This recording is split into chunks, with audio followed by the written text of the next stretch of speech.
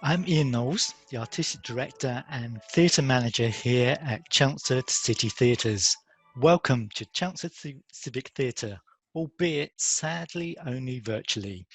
This is the first of our online Zoom performances as part of Essex 2020 in partnership with the amazing Electric Voice Theatre and Essex Music Education Hub for what was to be a unique summer project actually taking place in our civic theatres over the next couple of months.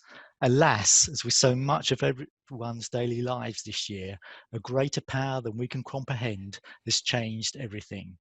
So as you will know, we've moved this project online, and thank you to everyone for taking the time to join us this evening. For tonight's performances, please look at the chat notes on how to pin the live BSL signing video to your screen for people wishing to follow the signing of this event and any other technical issues. There will be a Q&A session after the performance tonight, so if you have any questions for any of the artists and experts, please send them to everyone in the chat box. Please put your microphones, and in the traditional sense of being in a theatre, your mobile phones on silent.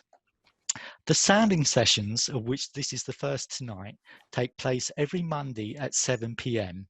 This is in addition to our virtual choir sessions starting on Wednesday the 29th of July until the 23rd of September, which are designed for all the family to join in and celebrate the incredible women scientists from around Essex. And of course, for younger children, we have Splash, Burble, Gurgle, Whoosh, taking place 4 times a day from Monday the 3rd to Friday the 7th of August. This is a songwriting event working with real scientists working in the field of water alongside artist Jack Cornell and professional composer Cheryl Francis Hode. Tonight's performance is by our artists and experts, and they are the Electric Voice Theatre Artistic Director, Composer and Singer Francis Lynch, and Production Manager and Sound Engineer Herbie Clark. We are also joined by our soprano and Director of Barefoot Opera Company, Jenny Miller, our amazing actual real-life scientist, historian and Fellow of Clare College, Cambridge, Dr. Patricia Fara, from Battelle UK, Amy Petts, Analytical Chemistry Technician and STEM Ambassador. Freelance digital artist Jack Cornell, whose work you will see at the end of tonight's piece. And not forgetting, of course, our British Sign Language signer, Lauren Lister. Also on hand are Victoria and Alex from Chelmsford Civic Theatre's marketing team. So please sit back, relax, and enjoy tonight's performance of Echoes from Essex Soundings, Margaret Cavendish, the blazing star from Colchester. Oh, there you are. Oh, I'm so glad you could come. Well, it is an auspicious day, isn't it? The 29th of May, in the year 1660. Oak Apple Day, and the King's birthday. Oh, it's so good to have him back in his England. Oh, especially as he's brought some of his courtiers. Margaret Lucas has come back. Well, she's Cavendish now, because she married a nobleman while she's been away. Oh, it will be wonderful to see her, to have some spectacle and excitement and glamour to look forward to. Oh, I can't wait. Well, actually, you should come with me tonight. I'm going to see if I can catch a glimpse of her on her way to the Essex ball to celebrate the King's return. Oh, I wonder if she'll visit her old home in Colchester. Well, what's left of it anyway. Oh, those Roundheads, they did make an awful mess. Oh, those were troubled times.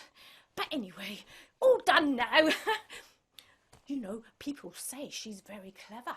She writes books and she spends a lot of time talking to our greatest thinkers about atoms and stuff like that. Well, some people say she's mad, but I love her. She thinks women should have rights and all. Maybe not for the likes of me. Oh, Oh, I think I can hear. Oh, the musicians are beginning to play in the courtyard where she's getting ready. Oh, I think we'll have to go along. She's looking for a husband, they say. Not for her, for some of the young courtiers. She should have an eye for it, given she bagged the richest man in England. Come on!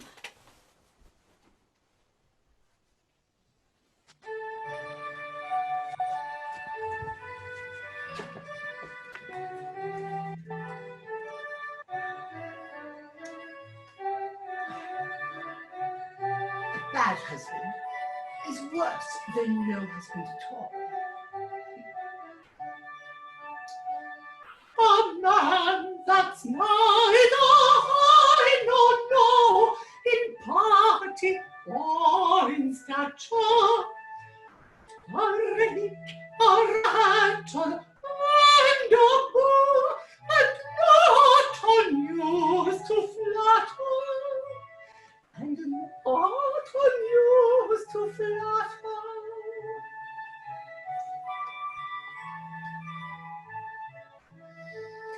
Let him not be a learned fool who nods or musty books, who eats and drinks and lives by rule, and weighs our words and looks, and weighs our words and looks.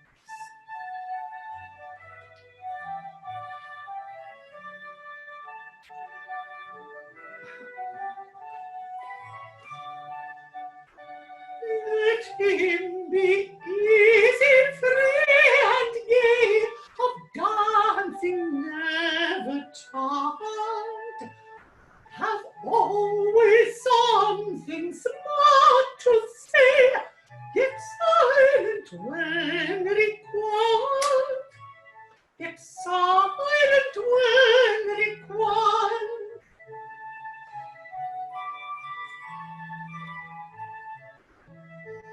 Let him be rich, not covetous, nor generous to excess, willing that I should hold the purse and please my self-interest, and please my self-interest.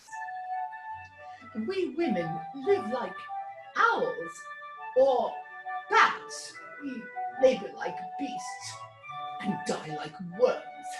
A little courage let him have, from insults to protect me, provided that his less so bold as ever to contradict me, as ever to contradict me.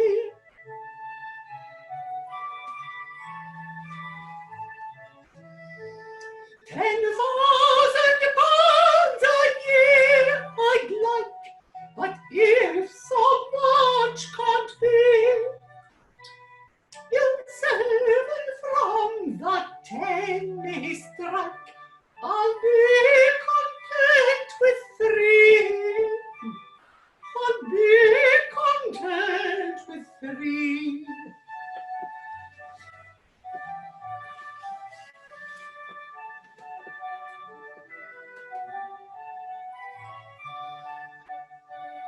His face, no matter if 'tis plain, nor let it not be fair. The man my heart is sure to gain, who can with this compare? Who can with this compare?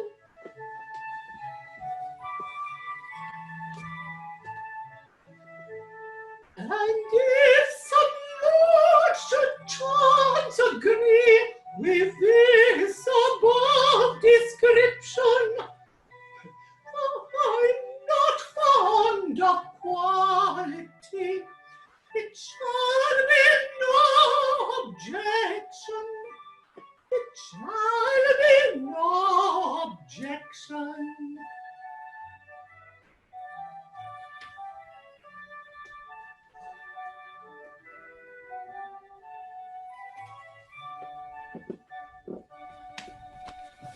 Did you see her? Did you see her? All those strange clothes. Oh, I do love her. That great lady, she thinks women should be seen and heard. Oh, just like my friend there, Dr. Fara. She is a very important person. She is a fellow of Clare College, Cambridge, no less. A woman at a university. Whatever next?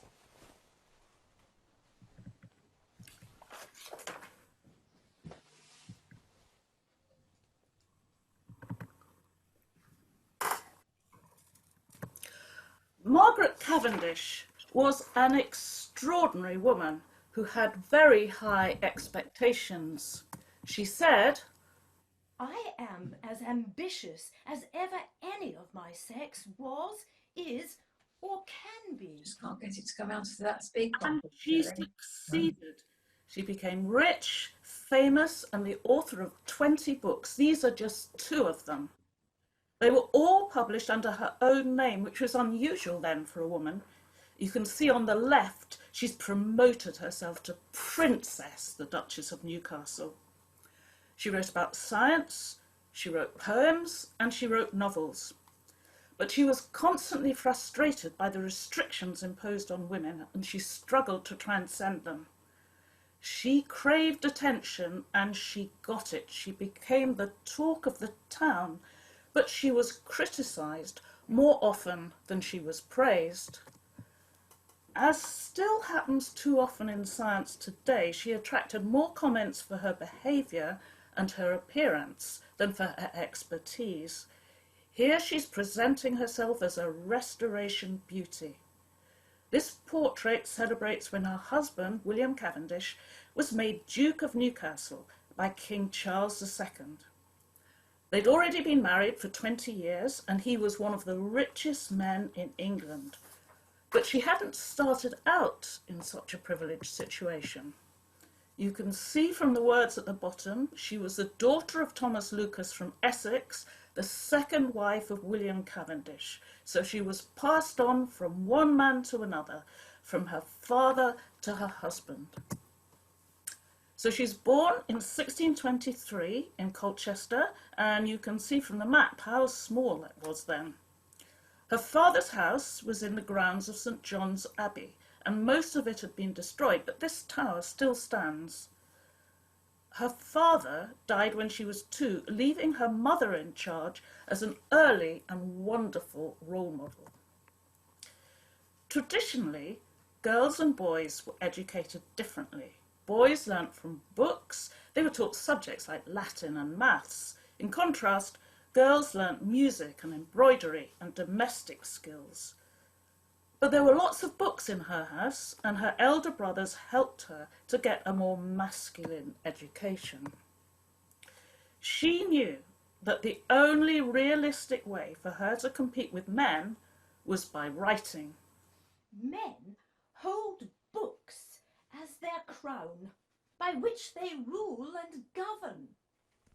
And on the left, you can see the frontispiece for her book on philosophy. She's standing on a pedestal in an image of power. It's a pose that French people called a heroic woman. And on her left, you can see Minerva with a helmet and a lance. She was the goddess of war as well as of wisdom. And on the right of the picture is Apollo holding a lyre to represent poetry and music.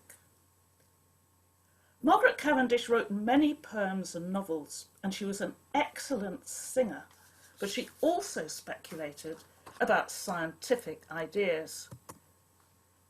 She came from a very strong royalist family. Their house was once besieged by 2,000 parliamentarianisms, and she spent 3 nights in jail.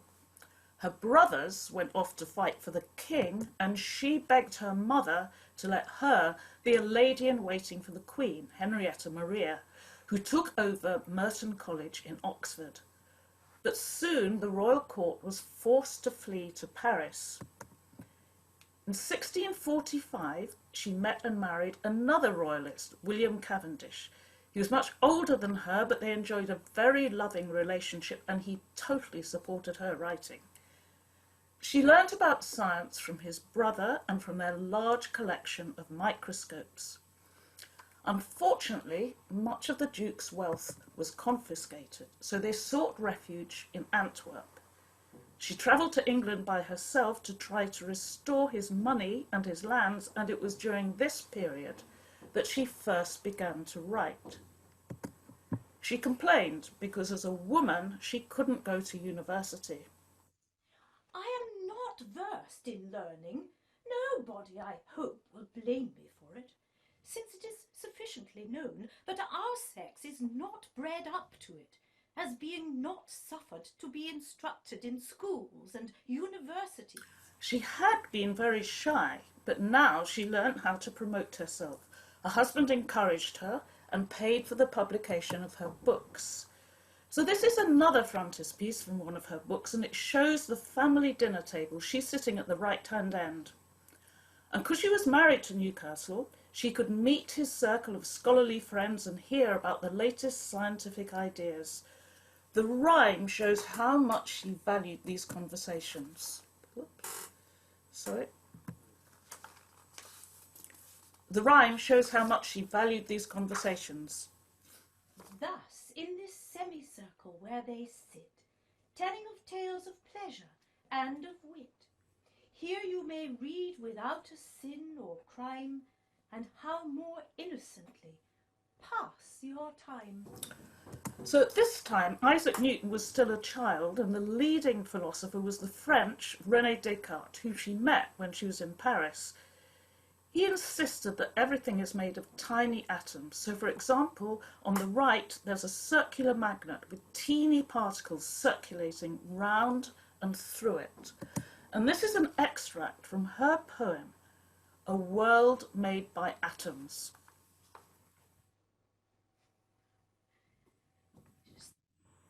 Atoms of themselves a world may make, as being subtle and of every shape, and as they dance around, fit places find such forms as best agree. Make every kind, for when we fill the house. But she didn't just describe ideas, she also challenged them, and she became extremely controversial because she opposed conventional ideas about God, life, and the world. So this was a standard sort of view. Atoms are inert, rather like pool balls on a table, that need to be struck with a cue to make them move. And similarly, atomic movement comes from God. But Cavendish said that matter is somehow alive, that it can move itself. As a vitalist or materialist view, that life doesn't depend on a divine spark. Self-moving matter, which is sensitive and rational, is the only cause and principle of all natural effect. So this was a very unpopular view, and she was branded as an atheist. She constantly tried out new thoughts, so it's hard to pin down exactly what she did believe. But her conjectures resonate with modern philosophy, and the nature of life is still a major unresolved question. So in 1660, King Charles was restored to the throne, and the Newcastles came back to England, and they settled down happily to a secluded life in the country. And the king founded the Royal Society. On the left, you can see a sketch of their royal coat of arms. And then in May 1667, Cavendish invited herself to a meeting of the Royal Society to watch experiments. Most people were more interested in her appearance than in what she had to say. People lined the streets to watch her pass by in her grand carriage. And Samuel Pepys wrote in his diary, "A good, comely woman, but her dress so antic, and her deportment so ordinary, that I did not like her at all. So here that word antic means eccentric, and that was the term most often used to describe her. On the other hand, there wasn't an established identity for scholarly women. She'd have been criticised however she behaved. So she modelled herself on Queen Christina of Sweden. You can see in the picture she's the only woman in a room full of men. She's actually talking to Descartes. And in the medal on the right, Christina is portrayed as Minerva in a feathered helmet. Like Queen Christina, Margaret Cavendish sometimes cross-dressed. She wanted people to listen to her ideas, and she attracted attention by behaving outrageously, and that was a successful self-promotion strategy. She antagonised people by being an outspoken woman, but she articulated some profound and perceptive comments on the way science is carried out. The most popular science book of the time was Robert Hooke's Micrographia. It's a stunning collection of beautiful drawings showing tiny insects through a microscope like this flea. But she challenged Hooke. The inspection of a bee through a microscope will bring him no more honey. This is a very fundamental question. Is scientific knowledge useful for its own sake or for the benefits it brings? And because she'd used a microscope herself, she knew how difficult it is to see anything clearly, and she accused Hooke of producing beautiful works of art, but did they truly show reality? She wanted science to be useful, to discover how to increase our breed of animals and our stores of vegetables, and to find out the minerals for our use. And she put a positive spin on her lack of formal education by emphasising that she was writing in English rather than Latin and using ordinary words that everybody could understand. Plain and vulgarly expressed, as having not so much learning as to puzzle the reader with logistical, metaphysical, mathematical, or the like term. And you can see from that quotation that spelling was not very standard. That is how she wrote puzzle. Nowadays, her most famous book is the description of a new world called the Blazing World. It's available in paperback, it's also been translated. It's a utopian science fiction novel and also a personal fantasy about a young woman who's abducted and ends up marrying an emperor and becoming very rich and powerful. And this picture that I've used is actually a symbol of global warming, exactly the sort of topic Margaret Cavendish would have been incensed about. And in the book, she criticises experimental science at the Royal Society by imagining ape men and bird men who talk nonsense.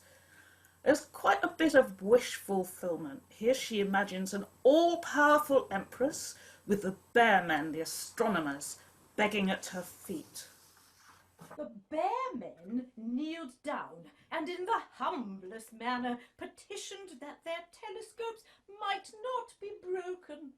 For, said they, we take more delight in artificial delusions than in natural truths. So in the book, Cavendish herself features as a very wise philosopher who imagines ruling her own world, dedicated to peace and honesty. So in gender terms, it's a very radical book. On the other hand, politically, it was very conservative. She decides that the best form of government is an absolutist monarchy, not a democracy. So it also reflects her own experiences as an exiled royalist. So a few years after this book came out, Margaret Cavendish died suddenly when she was only 50. But she had certainly fulfilled her aim. I am as ambitious as ever any of my sex was, is, or can be. So these three pictures summarise her career. Born in Colchester, she worked with the Queen, she lived in Paris, she married one of England's richest men. And when she died, she was so famous that she was buried in Westminster Abbey, where she still lies. Westminster Abbey? Oh, yes, I was there. I saw the whole thing. Yeah, I wouldn't have missed that funeral for the world. Oh, it was wonderful. All those horses and men, the procession that came all the way from Welbeck Abbey. The courtiers were beautifully dressed and the women were crying. Well, except for the Duke's daughters. He built a tomb for her. Oh, he loved that woman. And I think she loved him too. On the tomb, you see a line with a book and a pen to write with, as if she's going to write when she's dead. That's really strange, though, because he's lying beside her and he's not dead yet. It's good what he wrote about her, though. She was a wise and witty woman. Well, that's what the Masons told me they were writing. Well, got to get back to work now. Yeah, tomorrow I've got to go and visit my brother's farm. He's having a bad time with the potatoes. Our cousin in Ireland said that they'd be good, easy to grow and cheap, but we can't get the hang of it, really. I might get this all muddy, this apron. That's the only thing I'm worried about. You can't have a white coat. Oh, I wonder if that Miss Amy Petts would have been able to help us then. Yeah, that would have been good, but she couldn't have worn her white coat, not on a farm with all that mud. Oh, yeah, she did say that she has mud as well.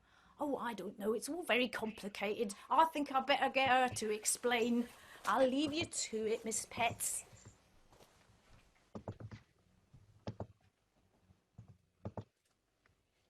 Hi everyone, I'm Amy Petts and I work for a company called Battelle UK.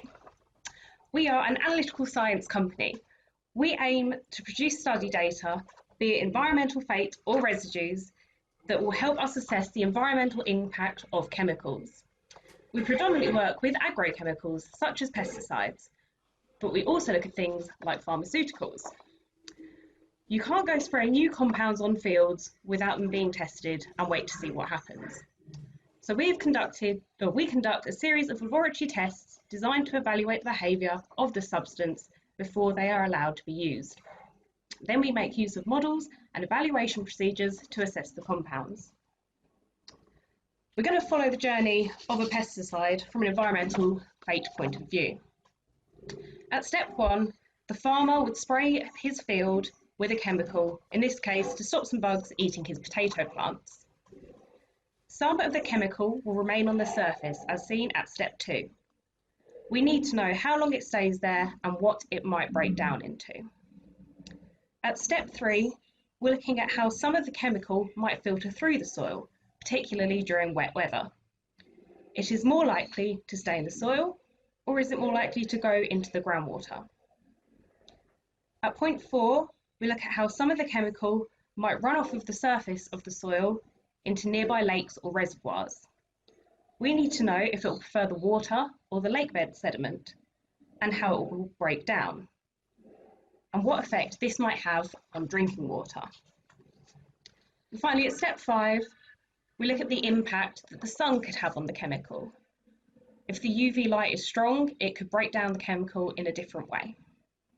These are just some of the questions we hope to answer. And a residue perspective would be looking at the residues of the chemical with the potatoes.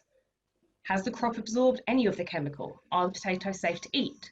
We have to check that there is no compound left in the potatoes, and that when you go to the supermarket and you take them home, you can trust that they're not going to do you any harm. In order to answer all of these questions, we carry out controlled testing in the labs.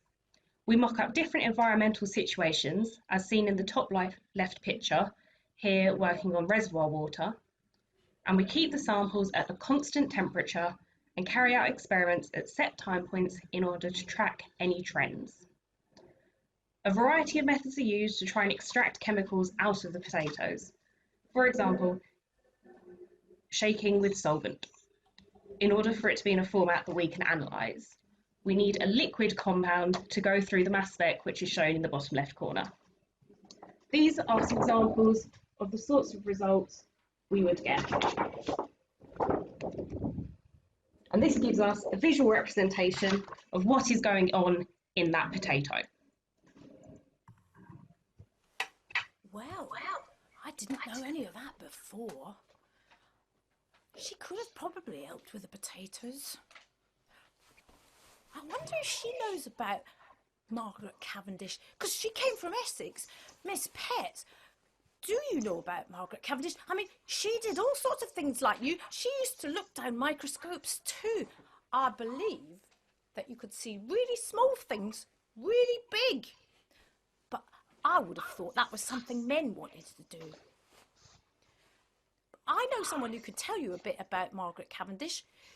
She's Dr. Fara. She could have a chat with you and tell you all about her and could ask you questions and everything. Sounds good. Hi, Amy. Had you ever heard of Margaret Cavendish before? I hadn't heard of her before today. I've enjoyed finding out much more about her. So, how important is it for you that she comes from Essex?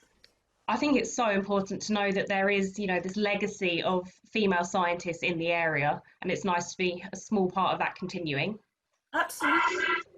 So, Margaret Cavendish spent a lot of her time sitting at home, writing and reading her books. So her life was very different from yours. I wondered if you could just give us an idea. What's the sort of typical day like for you? You go into the lab, you make a strong cup of coffee, you switch on the computer, then what happens? So I get ready in my lab coat. 9 times out of 10, I'm playing with some sort of mud, which I understand to most people seems like a ridiculous thing to be doing for a living. Some days I'll be actually working with the soil, I'll be checking how much water content is in there and if it's suitable for our use. Other days I'll be taking some radioactive material, which is another version of our pesticide we might be testing, and applying it to the soil. And then a few days later I'll be trying to take it back out of the soil to see what it's done. Well, I don't Margaret Cavendish would have thought much of the lab coat, and I personally don't think much of the mud. So I wonder, what was it that drew you to do this sort of science? So the main push for me was my chemistry teacher at school. I've always enjoyed science, but when it got to A-level particularly, she really encouraged me with my chemistry, and that led me towards the analytical side of things. The mud is just an added bonus for 3-year-old me to finally be able to play with it and not be in trouble. So Margaret Cavendish had Queen Christina of Sweden as her role model, and you had your teacher at school. How important do you think female role models are for women in science? I think it's really important, especially today. There's so much work going on, especially in the STEM community, at trying to break the stereotype of, the typical Einstein picture with the crazy hair. And it's nice to be able to say, there are women in science, it's commonplace now, and having people to look up to inspire you to continue that, I think is completely invaluable. And have you ever experienced exclusion or discrimination as a woman in science? So far, I have been very lucky. Battelle, where I work, we actually have a fairly female predominant technical team. The only, male dominant area would be the management. And I think that's just because it's taken so long for women to be able to establish themselves in scientific careers. They've just got to keep working their way up, and hopefully in another 5-10 years, we'll be at a much more balanced place. And I don't believe you've got any children yourself, but if you did have children, how do you think that would affect your career? I don't think it would impact me negatively at all. As far as I'm aware, maternity programs for most places where I work are, very good. And there's always risk assessments in place because we're handling all sorts of chemicals. And, we want to make sure that for expecting mothers that they're going to be safe and that their baby will be safe too. Well, that's important. What about childcare after you've had the baby? I don't have anywhere near enough experience about that to be able to comment.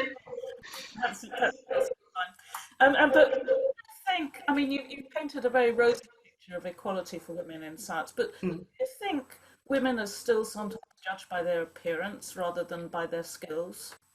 I think there's definitely an aspect of that. I know when I go out and I do my STEM outreach work, I get a lot of surprised looks when I say, oh yeah, I do science, I'm an analytical chemist, because even now it's just not, I'm not what people expect. I'm not, you know, this middle-aged man who's very serious looking. And I think although it doesn't affect me day to day and in the professional world, there's no judgment on how you look compared to how well you can do a job, but there is still that external stereotype that we are determined to change. It is very important. Mm. So I'm going to end by asking you the sort of big philosophical question. Yeah, okay. You're a chemist, you're dealing with chemicals all the time, but you're also a human being. Now, do you think that your body is just a collection of chemicals that somehow magically manage to speak and talk and think? Or do you think there's some extra something which makes us different from, I don't know, a table or a chair or something like that? I'll say it's a very interesting question. There's the science part of me who is very much of a, it's in our DNA, it's the genetics, and it's very ordered, and there must be some sort of structure and science behind the way that we can function. But then when you look at natural selection, we have developed all of these extra things that so many other species haven't. And that does make me wonder if there is something underlying that just gives us that edge. And it's a very interesting point to think about. I sort of more or less agree with you, but I think it's interesting. That was what Margaret Cavendish was talking about 400 years ago. And we're so proud of the way that science has advanced, and in some ways it has. But on the other hand, these fundamental questions of what life is, what matter is, they just haven't been resolved. So there's a continuous line between us and the work that Margaret Cavendish was doing. Yeah, exactly. I think there's still a lot of work that can be done. We're just not quite there yet. Right. So where's our hostess gone? I think it's been lovely to talk to you, Amy. Yes, you too. Thank you. I think Margaret Cavendish would have loved to talk to them, I reckon. But no more time for talking. I need to retire now. I hope I have the dream I had last night. Oh, it was beautiful. Margaret Cavendish is a musician. She's a woman, you know. Annabel Moulton. She was playing her tenor viol. And Margaret Cavendish was singing away her own words from her book. And then there was Jack, our farm boy, Jack Cornell, his name is. He makes pennies on the side, drawing pictures of the nobility. They love it. Margaret Cavendish was one of them. But in the dream, he's painting pictures in the sky.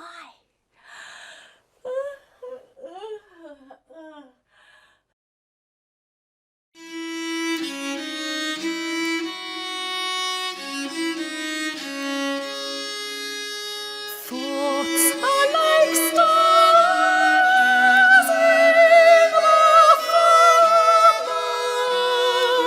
firmament. Some are fixed, others like the wandering planets. Others again are only like meteors.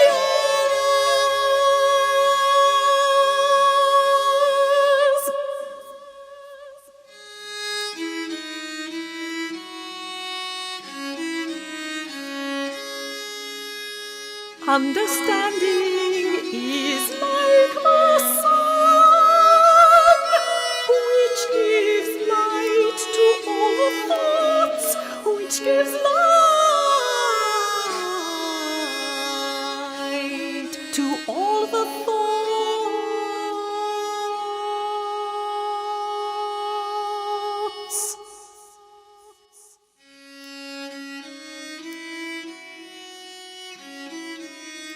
Man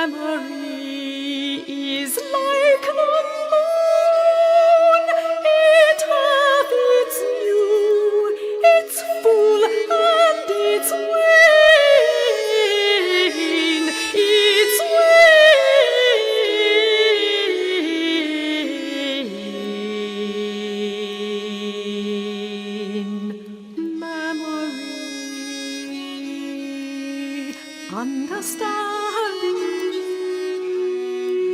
for